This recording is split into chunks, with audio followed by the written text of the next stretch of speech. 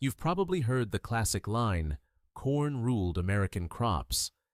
And yeah, corn really did take over like the Beyoncé of the farm world, everywhere, all the time, in everything.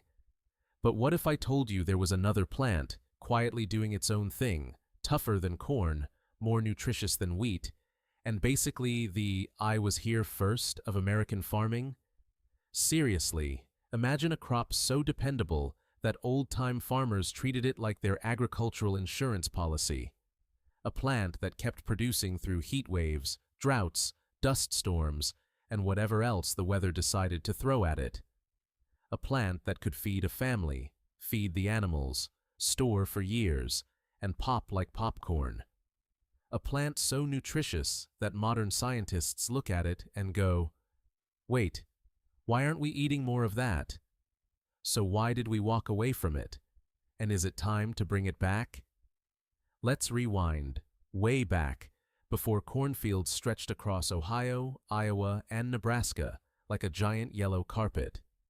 Back before soybeans muscled their way into every farm rotation. Back before wheat fields made the Midwest look like one big golden screensaver. There was a crop American farmers trusted, a survivor crop, a save-your-butt-in-a-bad-year crop.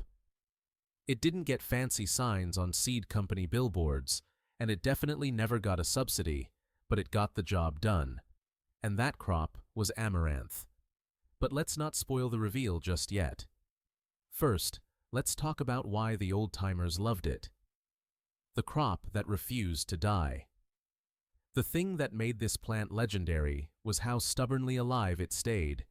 It shrugged off drought like it was no big deal. Didn't care about poor soil. Didn't panic when rain didn't show up for 3 weeks straight. Its roots went deep, deeper than corn, deeper than wheat, tapping into moisture the other plants could only dream about. In the Dust Bowl years, when entire farms basically turned into sandboxes, this crop just kept going. Not thriving, like, "woohoo, look at me," but holding steady, producing something when corn produced nothing. And if you were a family trying to make it through a brutal year, something was everything. People called it the survivor crop. Not glamorous, not trendy, but dependable. Like that friend who always shows up with jumper cables when your car battery dies. Oh, and here's the fun part. Unlike corn, which only gives you the kernels, this plant was a double-duty machine. You got tasty, protein-rich seeds and nutrient-packed leaves. The seeds were higher in protein than wheat, and the leaves had more iron than spinach. It was basically a multivitamin disguised as a plant. 1 acre could pump out up to 3,000 pounds of grain with hardly any water. A single plant could scatter 200,000 seeds like confetti. It was efficient almost to the point of being rude. Nutrition. That kinda makes corn look weak. Modern nutritionists look at Amaranth like they found a secret cheat code. The seeds have up to 16% protein, nearly double corn. They contain all the essential amino acids, not most of them or some of the important ones, all of them. That's rare in plants. Then there are the leaves. They pack more calcium than spinach and almost as much protein, gram for gram, as milk. Plus, fiber, vitamins, antioxidants, the whole wellness influencer starter pack. Cook a cup of the grain and you get 9 grams of protein, 5 grams of fiber, more minerals than rice or wheat, and 0 gluten. It's like quinoa's older, stronger cousin who never got the same PR team. And in terms of storage, oh boy, if you kept the seeds dry, they lasted for years. Old-timers kept jars of it tucked away in the cellar, just in case, because the seeds didn't mold easily and bugs didn't like them. For survival purposes, it was like nature's shelf-stable emergency ration. Archaeologists have even found ancient pots of it stored right alongside maize, still intact after centuries. That's the plant equivalent of finding a Twinkie in a bunker that's still good. NASA, hippies, and the 70s revival. Fast forward to the 1970s and 80s. Back to the land folks and nutrition pioneers stumbled back onto amaranth and were like, wait, why aren't we growing this? It started popping up in magazines like Mother Earth News and Organic Gardening, where people were recommending it for gardens, health food recipes, and general world-improving vibes. Then, NASA stepped in and said, hey, this might be great for space farming. And honestly, it makes sense. Amaranth grows fast, handles stress, produces both seeds and edible leaves, and doesn't need much pampering. Perfect for astronauts who don't want to spend their mission babying their crops. But even with NASA's interest and articles calling it the grain of the future, amaranth didn't go mainstream. And the reason is pretty simple. It didn't fit the new system. The industrialization problem. In the early 20th century, American agriculture went all in on machinery, standardization, and big fields of one or two main crops. Corn, wheat, and soybeans were easy to plant, easy to harvest, and easy to subsidize. They made sense for big combines, big government programs, and big agribusiness. Amaranth didn't. Its seeds are small. Harvesting takes care. Cleaning takes patience. It doesn't roll through combines nicely. So it got labeled a weed, literally. Some states even discouraged growing it. Corn and wheat got the money, the advertising, the research centers, the political support. Amaranth got forgotten, but not completely. Kept alive by the quiet crowd. Even as large-scale agriculture moved on, gardeners and small farmers kept growing amaranth in backyard plots. Heirloom seed collectors saved it. A few organic farms stuck with it. Some families used it in old recipes, popping it like popcorn, cooking it into porridge, baking with the flour. In Mexico, it stayed popular. Popped amaranth mixed with honey became alegría, a sweet bar that literally means joy. Kids still grow up eating it today. In native communities, the flowers and seeds kept cultural importance, used for dyes, ceremonies, and food. And slowly, as modern health trends shifted, amaranth began getting attention again. It showed up in salads, energy bars, boutique breads, and health food stores. Craft breweries even started experimenting with it. Meanwhile, in Africa and parts of Asia, amaranth greens exploded in popularity. In some countries, they're now the most widely eaten leaves. They grow like crazy, taste mild, and pack way more nutrients than most store-bought greens.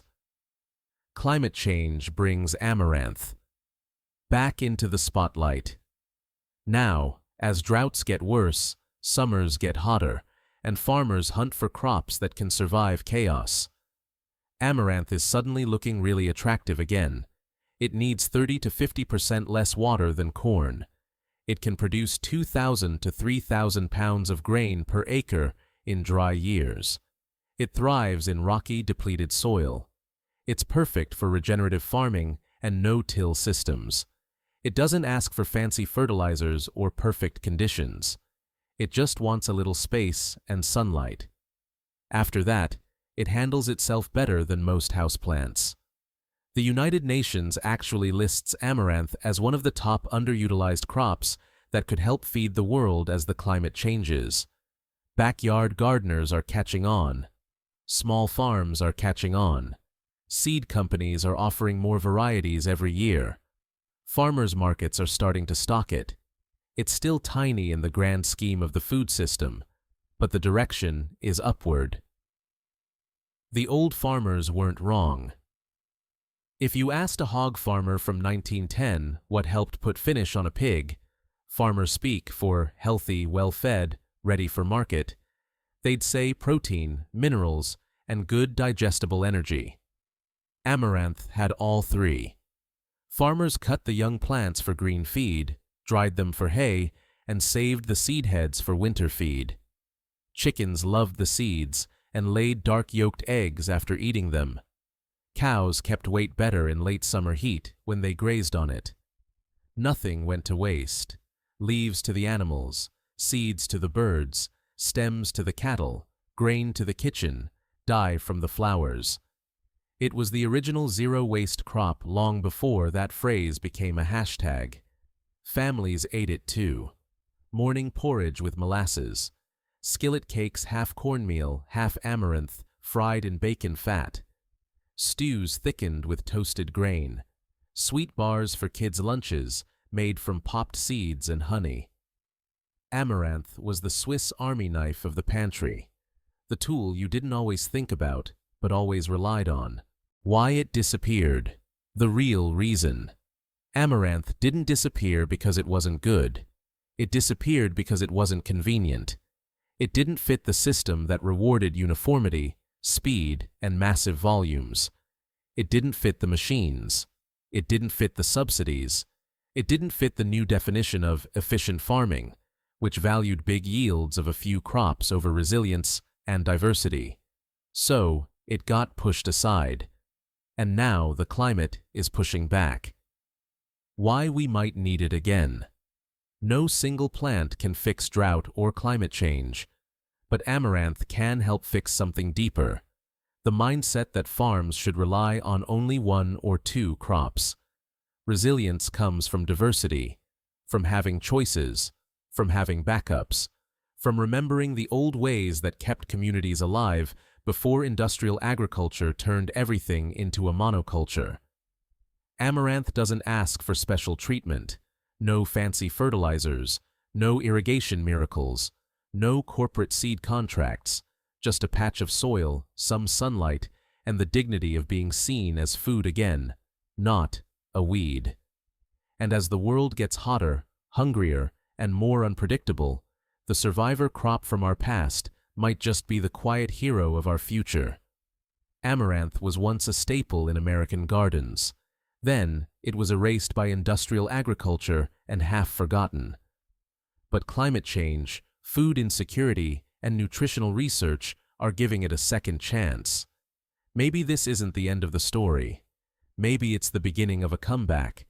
And if you're curious about other old-school crops that your great-grandparents swore by, the ones that fed families when times were rough, well, there's plenty more where this came from, where